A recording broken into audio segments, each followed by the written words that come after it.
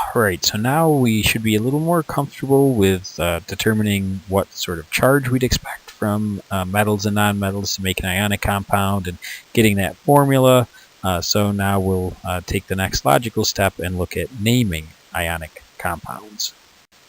And we've already been doing a lot of naming, believe it or not. Sodium chloride and magnesium chloride and aluminum chloride we've talked about already. In this subtopic, we're going to look a little bit more at writing these formulas and dealing with naming when things aren't always quite so straightforward, and even the ionic cases do come up with some curveballs for us. So we'll take a look at that momentarily. Alright, so let's just get a few things understood. For the ionic compounds we're dealing with so far, we're dealing with what's known as binary ionic compounds. Two elements involved, that's the binary part. One's a metal, and the name of that metal ion is written first. One's a nonmetal, the name of that nonmetal ion is written second, and it has, again, the first syllable or whatever the root is. Sometimes it doesn't quite follow that rule, but the root of that element name followed by IDE.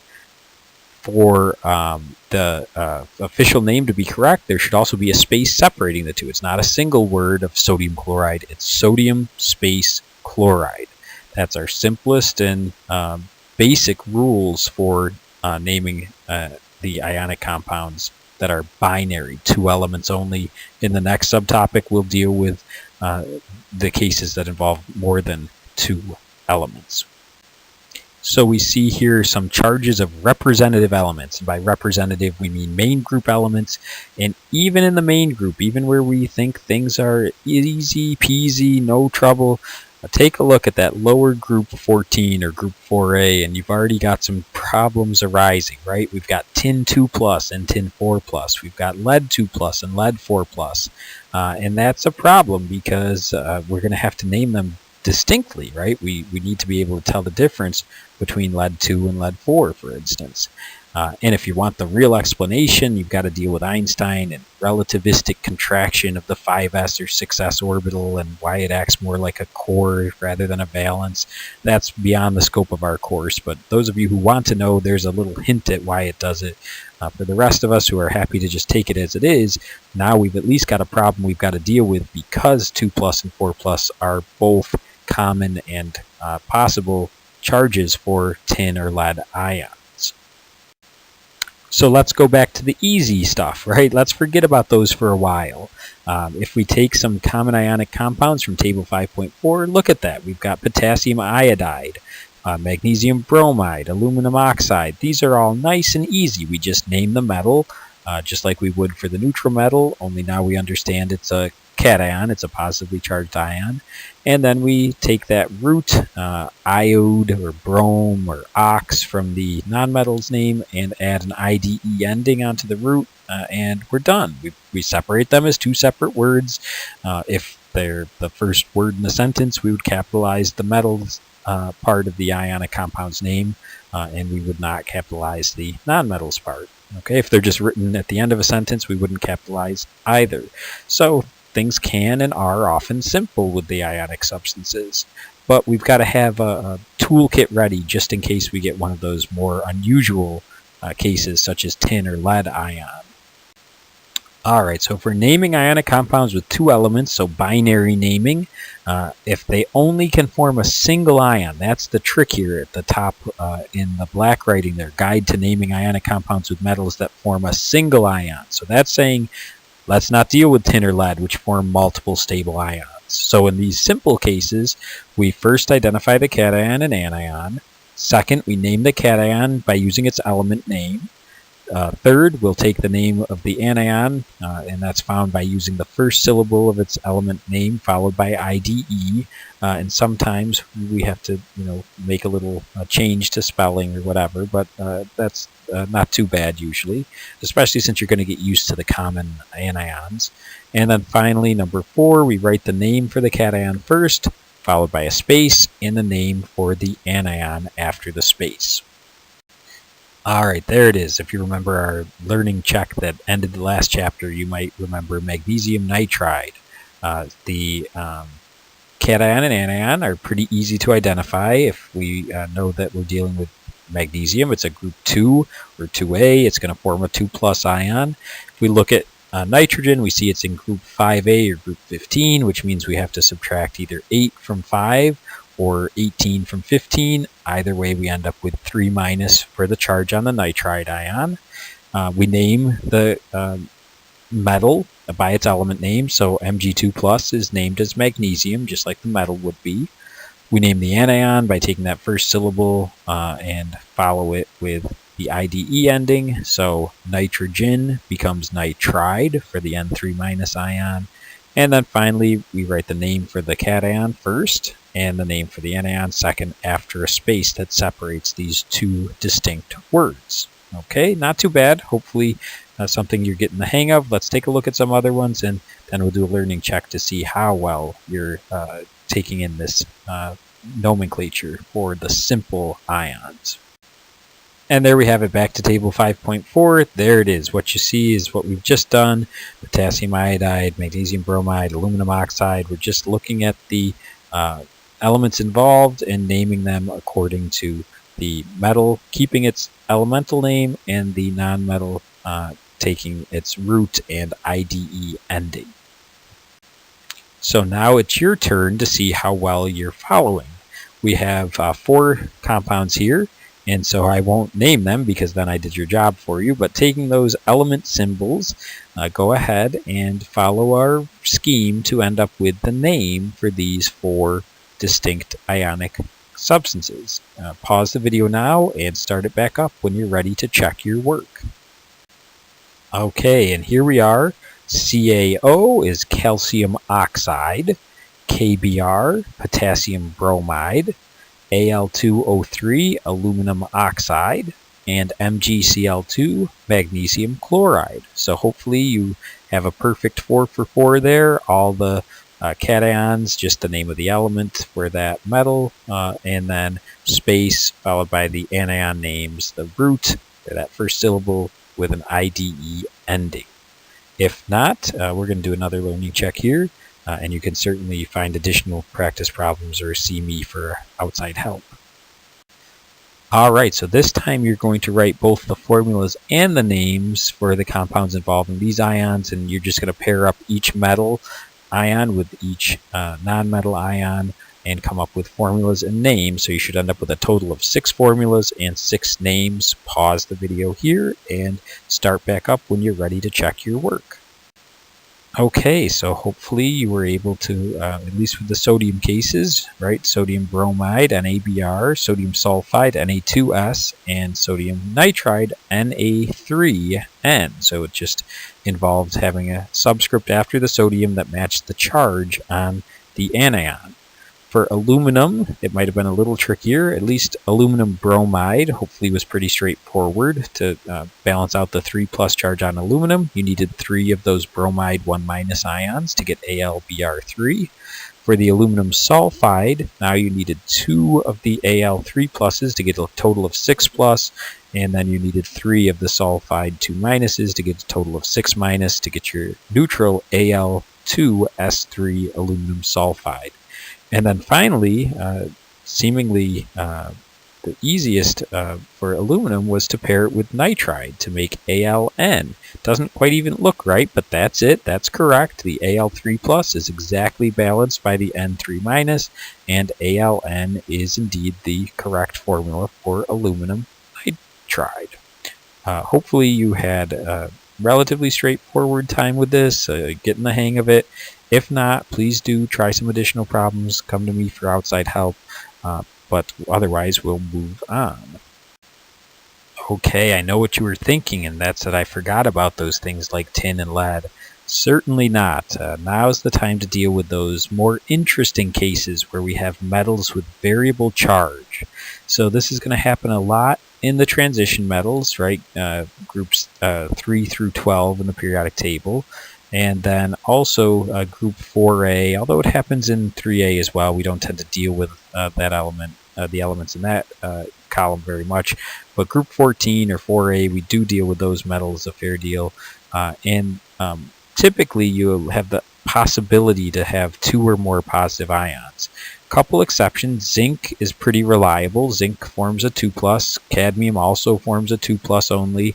And silver tends almost always to be a 1+. So we treat them as though we don't need the additional nomenclature. And actually, if you do it with zinc, we'll consider it wrong. Aluminum, silver rather, Ag, if you put the 1 in parentheses, as we'll see is the convention, I don't usually deduct. Cadmium, I would also tend to deduct, because like zinc, cadmium is together. But silver can form slightly other oxidation states in really harsh conditions. So I hope you know your Roman numerals, right? If you're a movie fan, that's about the only other place you see them nowadays, and there's those sequels. But the names of transition metals with 2 or more positive ions, or those main group ones like tin and lead, the way we denote the particular metal ion we're dealing with is with a Roman numeral after the name of the metal to identify the ion charge.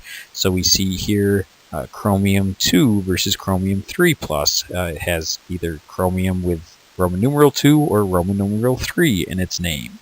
If we go all the way to the bottom right, we see tin 2 and tin 4 are 2 possible names, depending on if we're dealing with the Sn2+ or the Sn4+ ion. So dust off your Roman numeral knowledge. It's going to come in really handy for naming ionic compounds involving metals with variable charge. So notice our slightly modified scheme for naming ionic compounds now with variable charge metals. First, we determine the charge of the cation from the anion, because we know they're going to pair up in a way that's predictable. This time, since we can't trust the metals, we have to trust the non-metal ion. So that's how we're going to figure out the charge on the metal. Next, we'll name the cation by its element name and then follow it with Roman numerals in parentheses for the charge. And technically there's no space, but since you commonly are just selecting from multiple choice, I don't think that'll be too much of an issue. So hopefully I follow the convention. But if you do have occasion to write these, particularly in the lab reports, the convention is no space in between the element name and the open parenthesis of the Roman numeral. Third, we'll name the anion by using the first syllable of its name, followed by IDE, so that's the same. And then to write the full name, we write the name of the cation first, including that Roman numeral, and then a space after the end parenthesis for the Roman numeral, space, and then the name of the anion as a second word. So just a little modification when we're dealing with these variable charge metals. The main thing is to get that Roman numeral in parentheses along with the element name for the metal. Alright, so here we have the example of naming FeCl2. So step 1, determine the charge of the cation from the anion. Now, hopefully you know that Fe is the symbol for iron, but iron as a transition element is commonly +2 and +3 in compounds. So based on our non-metal here, the chloride ion, we can tell a little something about the iron. The fact that we have 2 chlorides, we know that chloride is a group 7A or 17 element chlorine that has gained an additional electron to become a Cl-. If we have 2 Cl- here for our neutral compound, the iron must be 2+. So we're dealing with the iron 2+ ion, not the equally common iron 3+. Maybe even more so in nature, iron 3+ predominates. Alright, so now that we know it's the iron 2+ as opposed to the iron 3+ ion, we've got to show that in the name. So we name the cation by its element name and use a Roman numeral in parentheses for the charge. So this is iron 2, right? The word iron, then immediately to the open parenthesis, then the Roman numeral 2, then close parenthesis. Step 3, this is easy now. We've done this for quite a while. Name the anion by using the first syllable of its element name followed by IDE. So this is chloride, our good friend. And finally, we're ready for step 4. Write the name of the cation first and the name of the anion second, separated by a space. Iron, open parenthesis, Roman numeral 2, close parenthesis, space, chloride. And there you have it, right? Not too bad, just a little more to it than the simple ions that only form one ionic charge. And here we have table 5.6 that gives us some examples of compounds with variable charge metals. The one we just did, iron 2 chloride, right? Iron 3 oxide is another common iron containing compound. Then we have copper as copper 1 phosphide, and then again as copper 2 bromide. And finally tin 2 chloride and lead 4 sulfide as some examples there. Okay, so now that we're hopefully good on the naming part, let's deal with the writing formulas for ionic compounds. So the first step is to identify the cation and anion. The second step is to balance out those charges. We talked about that little trick of using the charge on one to become the subscript of the other, and just checking that at the end to make sure they're not both divisible by 2 or 3 or some common factor. And then finally write the formula, cation first, using subscripts from the charge balance, and if the subscript is 1, we don't show it. Any other subscript we would show. Okay, let's see how we do with that approach. Alright, so here we have our challenge, writing the formula for iron 3 oxide. So step number 1, identify the cation and anion. So the metal ion is iron 3. It's in the transition elements, so we know it can be tricky, but we've already got the charge if we know how to decode the Roman numeral. So it's Fe3+ here for our ion symbol. The nonmetal oxide comes from group 6A or group 16, so it's an oxygen with a 2- charge. So O superscript 2- for the symbol of the ion. Alright, moving on to step 2, we'll balance those charges. And again, if you just simply swap them, or if you look at it like a balance where you want to get the pluses and the minuses to equal, however you do it, as long as it's always right, what works for you works. So we have 2 iron at 3+ each, plus 3 oxide at 2- each is the simplest way to get to 0. And therefore, when we write our formula, we write the cation first, Fe. It's subscript of 2 to indicate that we need 2 of them, because sometimes students mistake that Roman numeral of 3 as being the subscript that follows it. No, that's the charge. We're looking at Fe subscript 2 because we need 2 of the iron 3s to balance out 3 of the oxides at 2- each. So the correct formula written is at the bottom here of step 3, Fe subscript 2, O subscript 3. Let's follow up with a learning check. Make sure you guys are as thoroughly confused as I am here. Alright, in this learning check we'll actually write the correct name from the element symbol. So here we have the formula correct. Let's see if we can go back and get the name this time. So CuO, go ahead and pause the video, and when you're done naming that ionic substance, go ahead and start back up and we'll see how you did. Alright, so hopefully you identified Cu as copper. It's a transition element, so we don't know the charge necessarily. It's one that is probably variable, like most of those transition elements are. If we look to the oxide, the O part of CuO, that's our familiar friend. It came from oxygen, which is a group 6A or 16 element. So when we subtract 8 or 18, depending, we end up with a 2- charge. So if we have Cu in a 1-to-1 relationship with O, then we must have Cu2+ and O2-. So that gets us at least the charge on the ions. Now we're ready for the next step. Okay, and here we go. Now that we know that it's copper 2+, we need to indicate that in words as copper, and open parenthesis, Roman numeral 2, and then close parenthesis. That takes care of step 2. Now in step 3, we've got the easy part, name the anion. So that's oxide, taking that first syllable from oxygen and the IDE ending. And finally, we're ready to put it all together. Metal first, anion from the nonmetal second, and we have copper, open parenthesis, Roman numeral 2, close parenthesis, then a space, and then the word oxide to follow. So hopefully you're good on taking a symbol, taking the ionic compounds formula, and developing the correct ionic formula name. And the next one we'll see how we do with the other part. Alright, so now we have the opposite. We have the name copper 1 nitride, and we're looking for the correct chemical formula. So go ahead, pause the video, and let's see if you're comfortable with taking a name and getting a formula, like I hope you're comfortable with taking a formula and getting the correct chemical name. Alright, so based on the name that we were given, we can identify certainly that we have copper 1, so now we know that the symbol should be capital C, lowercase u, and then superscript plus or 1 plus. Usually we don't show the 1 for singly charged ions. The nonmetal is nitride, so we know that's nitrogen, and since nitrogen is a 5A element in its neutral state, or 15 if we deal with the group number that way, we need to subtract either 8 or 18 depending and get a 3 minus. So the nitride ion is a N3 minus symbol. Alright, now we try to balance out those charges. So if the copper is singly charged as a +1 and the nitride is 3 minus, we obviously will need 3 of the copper +1s to balance out that 1 nitride at 3 minus to get an overall neutral ionic compound.